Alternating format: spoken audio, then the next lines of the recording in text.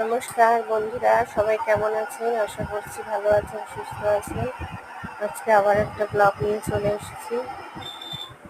আজ মায়ের বাড়িতে এলাম বিপত্তারিণী পুজোর জন্য।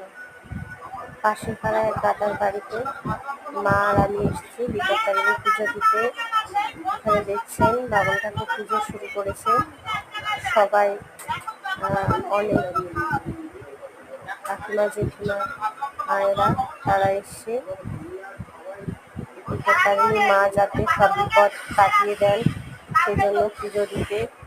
এখানে দেখুন অনেকে নিজেদের মনস্কামনা জানিয়ে মোমবাতি ধূপ এসব জ্বেলেছেন। এই পুজোর নিয়ম হচ্ছে 13 রকম ফল 13 রকম ফুল দিয়ে মায়ের পুজো দিতে হয়, আর তাগা 13টা ঘি দিয়ে তাগা তৈরি করতে হয়।